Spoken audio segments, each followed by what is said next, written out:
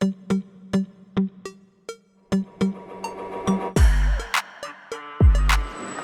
y est, c'était fini. Alors, fini. Bon, nous sortons directement là du CT. Un petit historique avant d'évoquer ce qui s'est joué dans le CT et ce qu'on en conclut. Rappelez-vous, en 2021, on questionnait le président sur le chantier du TPS de demain, qu'est-ce qu'il devient. On avait bien travaillé, on avait fait un an pour sortir 8 principes directeurs de l'UTPS de demain. Et en septembre, le président nous dit « Oh, j'ai pas été briefé sur ce sujet ». Et en catimini, il demande donc au DGS, aux deux DGA, de la DG Sol, de faire un organigramme, de revoir l'organigramme. Alors au départ applicable au 1er janvier 2022, et oui, 1er janvier 2022. Et finalement, bon, on apprend cette réorganisation et cet organigramme en tuyau d'orgue, en silo, on l'appelle comme on veut, en janvier. Mais depuis c'était 14 février, on vote contre, des chantiers, des questions, des réponses, et on arrive donc aujourd'hui, le 30 septembre 2022, à ce fameux CT dont, écoutez, Yannick va vous expliquer ce qui s'est joué. Merci Jean-Pierre. Effectivement, on va revenir sur ce comité technique dont l'objet était la réorganisation de la DGA Sol. Je tiens à préciser que la CFDT a participé à toutes les rencontres, toutes les réunions qui ont pu être organisées à ce sujet. On note particulièrement dans le document qui nous a été proposé qu'il s'agit bien d'une réorganisation pour satisfaire les élus, puisque chaque portefeuille d'élus se retrouve dans une direction. Il est à noter quand même certains points d'amélioration qui ont pu être apportés au dernier document et suite aux rencontres auxquelles nous avons participé, à savoir la modification de la direction en retour à l'emploi et insertion qui devient la direction retour à l'emploi et action sociale. Donc ça, c'est quand même quelque chose d'assez important qu'on a pu obtenir. Par contre, on reste quand même assez dubitatif sur le flou artistique qui règne.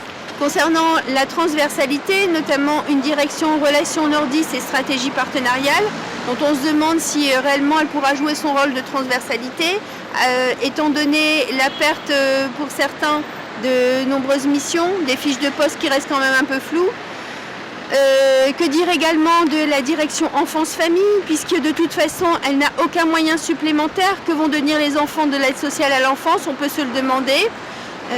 En tout cas pour nous, le compte n'y est pas. Une telle réorganisation aurait nécessité davantage de moyens et pour les agents et pour les nordistes. Alors quelle conclusion tirer de ce comité technique et de cette réorganisation? Nous rappelons que les organisations syndicales, dont fait partie la CFDT, n'ont pas été invitées au départ à négocier sur ce projet. Il a fallu que la CFDT insiste, voire s'impose, pour obtenir des concessions malheureusement qui restent à la marge. Il faut savoir que même sur le plan du calendrier, nous n'avons pas été entendus. Nous avions proposé une période de réflexion, de proposition qui s'étalerait de janvier 2022 à janvier 2023. Nous n'avons pas été écoutés. Quant aux collègues de terrain, ils ont bien été consultés pour cette réforme, mais à aucun moment ils n'ont été associés à la construction du projet. La CFDT dénonce donc la part belle qui est faite à l'insertion professionnelle au détriment des missions fondamentales de la solidarité en faveur des nordistes. Pour tous ces motifs, la CFDT a voté contre le projet de réorganisation. Chacun aura compris, ce projet est un projet hors sol, une commande du président qui s'est faite de manière verticale, qui ne tient compte ni des réalités de terrain, ni de l'expertise des agents. Pour la CFDT, les priorités étaient ailleurs. Entendons-nous bien, le nombre de déclarations graves et imminentes a explosé cette année. Des SAF et des PEF sont en droit de retrait, c'est du jamais vu. Pour la CFDT, il est évident que la priorité des priorités était celle de l'amélioration des conditions de travail des agents. Pour finir, si tant est que l'un des objectifs était également d'instaurer un climat de confiance entre les agents de l'action sociale et l'exécutif lui-même, assurément, c'est un échec complet.